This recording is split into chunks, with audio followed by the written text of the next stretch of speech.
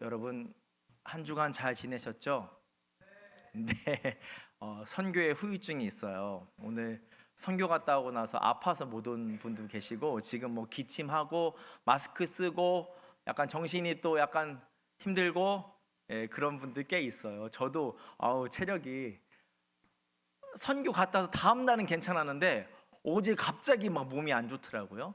그런 분도 있고 지금 또 연수 또 간 분도 계시고 또 또 학업 때문에 출타 중인 분도 계시고 또 약속이 급하게 잡혀서 못 온 분도 계시는데 항상 건강 잘 챙기시고 서로를 위해서 기도하는 출타자들을 위해서 기도하는 우리 공동체가 되기를 원합니다.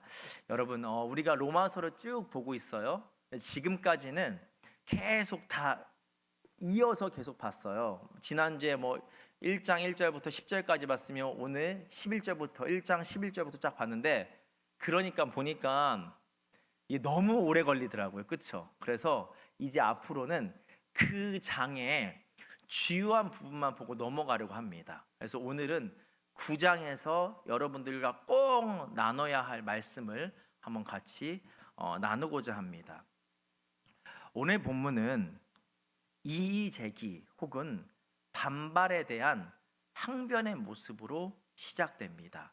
우리 같이 14절 말씀을 한번 읽어볼까요? 읽겠습니다. 그런즉 우리가 무슨 말을 하리요? 하나님께 불의가 있느냐? 그럴 수 없느니라. 바울이 이렇게 말하는 거예요. 하나님께 불의가 있느냐? 그렇지 않다. 이렇게 이야기하고 있죠. 하나님은 불공평하신 분이 아니라고 말하는 것입니다. 바울이 왜 이 말을 하는 걸까요? 우리 로마서 9장 7절과 13절 말씀도 우리 같이 한번 읽어보겠습니다. 읽습니다. 또한 아브라함의 씨가 다 그의 자녀가 아니라 오직 이삭으로부터 난 자라야 내 씨라 불리리라 하셨으니 13절입니다. 기록된 바 내가 야곱은 사랑하고 에서는 미워하였다 하심과 같으니라. 여러분 이 9장 7절과 13절에 보면 어떤 생각이 드시나요? 7절에 하나님께서 이삭만 택하시고 여종 하갈사에서 낳은 이스마엘은 택하시지 않는다고? 13절에도 하나님께서 야곱만 택하시고 에서는 택하시지 않는다면 불공평한 거 아닌가? 이처럼 9장 14절에 이 14절 앞에 말씀들에 대한 이의제기, 반발에 대한 이 해명, 항변으로 바울이 14절에 말하는 것입니다. 이 14절 이전에 누구만 택하고 누구는 아니고 이런 말씀에 대해서 사람들이 하나님은 왜 사람 가려?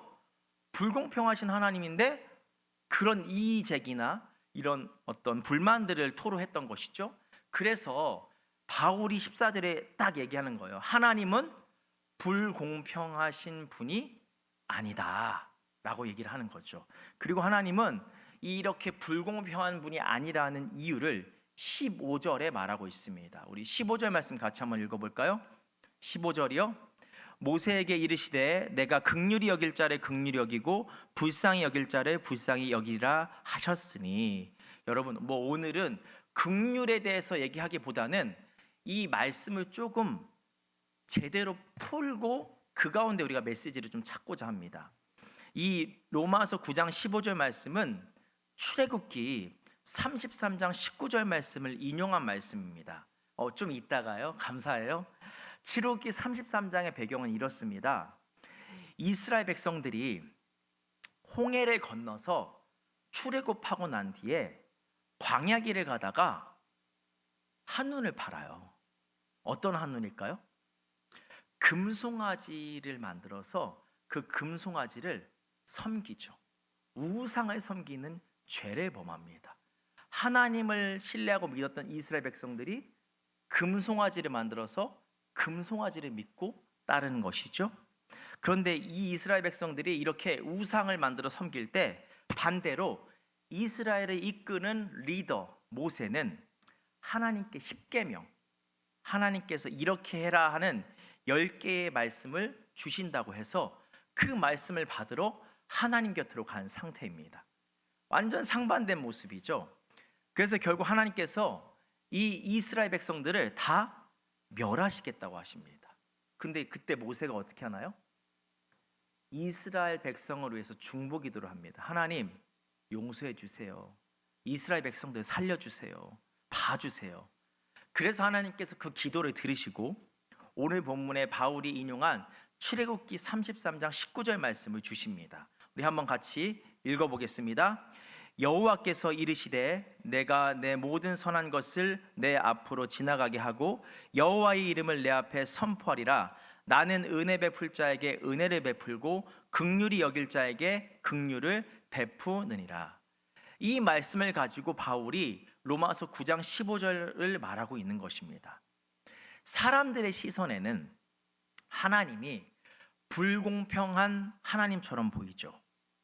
누구는 택하고 누구는 택하지 않는 것 같아서 이것에 대해서 바울이 설명을 하는 겁니다. 여러분 말처럼 둘 다 선택을 받기에 합당한 사람인데 그 중에 하나만 택하고 하나만 버렸다면 불공평한 하나님이 맞습니다. 둘 다 택함을 받기에 마땅한 사람들인데 하나는 택하고 하나는 버림받았다면 불공평한 하나님 맞아요. 그런데 하나님께서 금송아지 사건을 보세요. 금송아지 사건을 통해서 모두가 다 멸함을 받아도 마땅하다는 것을 보았습니다.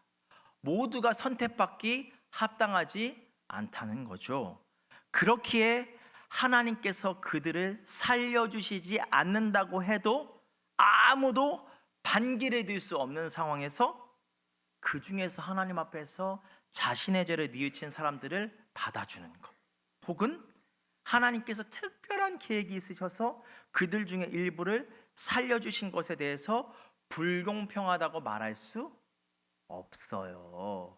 이미 다 선택 못 받아요. 이미 다 아웃이에요. 이 말을 하고 있는 것입니다. 여러분 오늘 본문이 좀 풀리세요? 그리고 좀 더 우리가 오늘 본문은 좀 풀이를 해야 돼요. 9장 13절 한번 보죠. 야곱은 사랑하고 에서는 미워한다는 말씀이 있죠.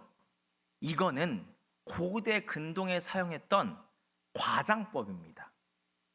둘 다 사랑했는데 야곱을 좀 더 사랑했던 사람이라는 것입니다. 네, 뭐 미워하고 완전 미워하는 게 아니라 이 사랑한 것을 좀 더 과장하기 위해서 이런 표현을 그 당시에는 썼다는 거죠. 여러분 이와 같은 비슷한 말씀이 또 누가복음 14장 26절에 나옵니다. 누가복음 14장 26절 같이 한번 읽어보죠. 무릇 내게 오는 자가 자기 부모와 처자와 형제와 자매와 더욱이 자기 목숨까지 미워하지 아니하면 능히 내 제자가 되지 못하고. 여러분 이 말씀 어떻게 읽혀지세요? 예수님 믿으니까 다 미워해라 이렇게 읽혀지죠. 그냥 그대로 보면. 그런 말씀이 아니에요. 그만큼 하나님을 아끼고 사랑하라는 거예요. 미워하라는 게 아니라 그만큼 하나님을 아끼고 사랑하는 거예요. 여러분 이렇게 말씀을 봐야 되는 게 오늘 본문의 18절도 마찬가지입니다. 문자 그대로 해석하면 안 됩니다. 우리 18절 말씀도 같이 한번 읽어보죠. 그런즉 하나님께서 하고자 긍휼히 여기시고 하고자 하신 자를 완악하게 하시느니라. 이 말씀의 대상은 이스라엘 백성들을 출애굽하지 못하게 했던 바로 왕을 가리키는 거죠. 그런데 하나님께서 원래 선한 바로 왕에게 완악함을 넣으셨다는 게 아닙니다. 바로 왕은 원래 악한 사람이었어요.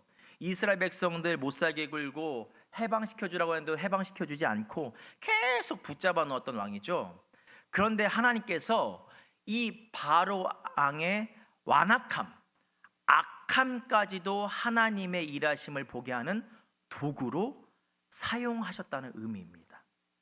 이 완악한 바로 왕마저도 결국 하나님의 능력 앞에서 속수무책이었죠. 그것을 통해서 이스라엘 백성들을 더욱더 하나님을 보게끔 하신 거죠. 여러분 이제 본론이 나옵니다. 오늘 말씀이 좀 복잡해서 이렇게 좀 많이 정확하게 설명을 드렸어요. 근데 우리가 여기서 바울의 모습을 보자는 거예요. 이처럼 바울이 하나님은 불공평하시지 않다라는 말을 계속해서 대변하고 있죠. 하나님은 불공평하지 않으셔. 여러분, 우리는 오늘 본문에서 이 하나님의 불공평하지 않으셔 하는 바울에 집중해 보고자 합니다. 우리는 때때로 오해를 받을 때가 있죠. 아유, 감사해요. 오늘은 많이들 끄덕여 주네. 저도 오해를 받을 때가 있을까요, 없을까요? 아, 있죠. 물론 있죠. 여러분, 근데 오해 받을 때 가장 마상 입을 때가 언제예요? 같은 오해라도 대상에 따라서. 가까운 사람에게 오해를 받으면 마상을 더 입죠. 먼 사람이야 끝잖아요. 아이고, 안 친하니까 오해할 수 있지, 뭐 이렇게 되잖아요. 근데 가까운 사람은 어때요? 제가? 가가? 그 믿을 나랑 어떤 관계인데 걔가? 뭐 이렇게 되지 않아요? 여러분? 그 현타 오고 그러잖아요, 여러분. 여러분, 특히 가깝다고 생각했던 사람이 오해할 때가 더 마상, 속상하죠. 근데 지금 바울이 하나님은 불공평하지 않으셔라고 하죠. 다시 말해, 하나님을 나는 오해하지 않는다고 선포하는 것으로 볼 수 있죠. 하나님을 나는 오해하지 않아. 하나님은 절대 불공평한 분이 아니야. 공평하신 분이야. 그럼 정확하게 설명하죠. 나는 하나님을 오해하지 않아. 왜 그런가요? 하나님을 신뢰하기에. 그런데 여러분, 이 신뢰는 그냥 만들어지는 게 아니죠. 그렇잖아요, 여러분. 삶 속에서 하나님을 신뢰할 만한 경험이 있어야 그 경험이 쌓이고 쌓이면서 하나님에 대한 신뢰가 생기고 그 하나님을 오해하지 않게 되는 거죠. 여러분, 이번 선교 갔다 왔잖아요. 하나님 오해할 만 했을까요, 안 했을까요? 아무도 근데 먼저 말씀드릴 것은 갔다 온 사람하고 안 갔다 온 사람하고 구별하기 위해서 제가 얘기를 드리는 게 아니에요. 은혜를 나누면서 우리가 모두 다 한 공동체, 보내는 선교사로서 함께 하셨잖아요. 그래서 우리가 같은 비전을 향해서 가고 있음에 대해서 목적을 두고 나누는데요. 여러분, 선교 많이 힘들었어요. 공동체 생활도 어때요? 힘들잖아요. 나만 힘들어요? 힘들잖아요. 힘들었잖아요, 여러분. 특히 이제 극한에 가면 어떻게 생각이 들어요? 이 생각 들잖아요. 아니, 내 돈 내 선인데 뭐 이래? 에? 내 돈으로 내가 선교하는데 뭐 이래? 하나님은 어떻게 이렇게까지 이렇게 힘들게 하실 수 있어? 오히려 안 간 친구들은 편하잖아. 하나님은 불공평하다. 하나님을 오해할 수 있었던 선교일 수 있습니다. 그런데 우리는 선교를 통해서 하나님은 합당하시며 공평하시다는 것을 깨닫고 경험했습니다. 여러분, 나의 헌신만큼 나에게 일하시는 하나님을 보게 되었다는 거예요. 우리 사역 중에 밀감 농장 가는 게 있어요. 제가 우리 선교 가선 얘기를 나눴는데, 밀감 농장 일단 보세요, 여러분. 갔는데 대농이에요. 그리고 젊으셔. 그럼 어떤 생각이 들어요? 갈 필요가 있나? 도울 필요가 있나? 대농 부유하잖아. 그리고 어때요? 젊은데 굳이 일손이? 이런 생각이 들잖아요. 또 하나는 밀감 농장하고, 그리고 이 밀감 농장 분들이 제주 우리 평강교회 성도님들이세요. 안 믿는 사람들이 아닌 거죠. 그러니까 복음을 전할 뭔 기회가 있나? 이게 뭔 관련이 있나? 누구나 의심스러운 사역인 거예요. 그래서 제가 말씀드렸는데, 이 사역을 하지 말아야 되는 생각을 저는 사실 했어요. 근데 열심히 그래도 가서 했어요. 우리 청년들이 또 누구보다도 헌신적이고 누구보다도 순결하고 누구보다도 거룩하고 열정이 많고, 그래서 진짜 묵묵히 가서 섬겼어요. 근데 여러분, 그 뒤에 하나님의 스토리가 있더라고요. 두 그룹으로 갔는데, 한 그룹은 이 밀감농장 주인 안수 집사님이신데 15년 전에 제주 우리 평강교회를 다니게 되셨대요. 근데 그때 다닐 때 자기 어머니가 또 제주의 어느 교회를 다니셨대요. 그래서 사실 그 교회를 가려고 했대요. 근데 우연치 않게 제주 우리 평강교회, 우리가 이번에 간 교회죠, 교회를 가서 주일날 예배를 드리는데 성도들이 4-5명밖에 예배를 안 드리더래요. 여러분, 4-5명밖에 예배 안 드리면 어때요? 우리 생각에는? 죄송해요, 내 생각으로 할게요. 내 생각에는 이 교회에 있으면 고생만 한다. 내가 많이 얻을 게 없다. 그래서 도망갈 수 있는 마음이 들죠. 근데 그 집사님이 그래서 이 교회를 다녀야겠다고 마음을 먹으셨대요. 그래서 엄마랑 같이 안 다니고, 어머니 모시고 안 다니고, 그 교회에서 계속 지금까지 다니시면서 섬기고 계시는 거예요. 또 다른 팀, 사실 이 팀이 고생을 많이 했어요. 제가 이 팀에 갔는데, 이 팀은 일을 많이 했는데 조금 이 팀보단 덜 했는데, 이 팀에 가는데 여기에 이 밀감농장의 주인분들은 어떤 분이냐면 그 개척교회 목회자분들, 그 가족분들 이렇게 모시고 투어도 해드리고, 그쵸? 밀감도 드리고, 이렇게 개척교회 목회자분들을 섬기는 그 헌신을 하고 계셨더라고요. 제가 진짜 소름이 돋았어요. 여러분, 우리로 하여금 진정한 예수님을 닮은 사랑을 보게 하시고 그 사랑에 동참하게 하시는구나. 그렇게 우리로 하여금 예수님을 닮게 하는 은혜를 부어주시는구나. 공평하신 하나님이시구나. 여러분, 또 하나 있습니다. 담임 목사님이 이거에 완전 은혜를 받으셨더라고요. 아니, 우리가 이제 그 마을 회관에서 어르신들 섬겨드리는 사역을 했어요. 뭐 찐이야 뭐 이런 춤도 추고, 그리고 마사지도 해드리고 팩도 해드리고 사진도 찍어드리고 식사 대접도 하고 반찬도 드리고 막 했어요. 근데 그 와중에 한 젊은 부부하고 청소년 애들 한 5명이 싹 들어오는 거예요. 근데 제가 이제 솔직하게 고백해요. 저는 그 사람들이 딱 들어오는데 경계했어요, 사실.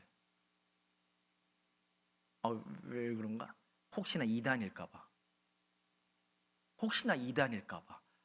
약간 이단들이 하는 모습이 조금 비슷한 거예요. 그래서 일부러 내가 안 다가갔어요. 내가 목회자인 거 오픈하면 행색을 감출까봐, 이단의 행색을. 그래서 청년인 척 이렇게 막, 아마 아무도 다들 터지네. 네. 아무도 몰라서 그냥 청년인 척 일부러 더 이렇게 영하게 머리도 이거 가르마 탄 것도 이렇게 막 풀고 이렇게 했는데, 알고 보니까 감리교 신학대학교 신대원 나오시고 개척을 하셨더라고, 용인에서. 그런데 성도들 중에서 이 청소년 5명이랑 목사님하고 사모님이 무전여행으로 오신 거예요. 근데 무전여행 오셨는데 진짜 아무것도 없이 그냥 첫날만 방만 잡고 그냥 오신 거예요. 기도하면서 하나님께서 사람을 만나게 하시고 그때마다 필요를 공급해 주실 것을 경험하고자 하는 무전여행이었던 거예요. 근데 그렇게 해서 첫날은 와서 자야 되니까 방 잡고 자고, 이제 화요일날 둘레길을 도는데 그날 이제 자야 될 곳을 찾아야 될 거 아니에요. 걷다가 마을회관이 보이는 거예요. 경로당이죠. 저기는 재워줄 것 같은 거죠. 들어왔네요. 누가 있어요? 우리들이 있는 거예요. 우리들이 있는 거예요. 그래서 그러니까 이제 그분들이 잘 곳이랑 저희 뭐 이따가 저녁 먹어도 될까요? 그러니까 저희가 드시라고. 그리고 우리 평강교회 목사님이 그럼 우리 교회에서 자라고 한 거예요. 근데 얘기를 나누던 중에 이런 얘기를 했다라는 거예요. 우리가 화요일 날 사역을 감당했고 그 사람들을 만나는데 월요일 날 저녁에 목사님하고 애들하고 이런 얘기를 했대요. 너네들 내일 뭐 먹고 싶어? 뭐 하고 싶어? 근데 한 애가 이런 얘기를 했대요. 저 통닭 먹고 싶어요. 또 한 해는요, 저 수박 먹고 싶어요. 또 한 해는 또 영적으로 좀 뛰어났나 봐. 예배 드리고 싶어요. 마음껏 찬양하고 싶어요. 세 가지를 얘기한 거예요. 근데 저희가 그래서 저녁 같이 먹자고 했잖아요. 화요일 날 카레였어요. 근데 갑자기 전 몰랐는데 치킨 노랑통닭을 시킨 거예요. 그래서 애들이 노랑통닭 먹게 되고, 그 무전여행 온 친구들도, 그리고 후식으로 또 뭐가 나와요? 수박이 시원한 게 나오고, 또 그리고 그날 저희가 뭐 했는 줄 아세요? 우리 평강교회에서 성도님들 대상으로 찬양 집회 했거든요. 막 옛날 찬송가 부르면서 그 집회도 같이 참여하게 됐어요.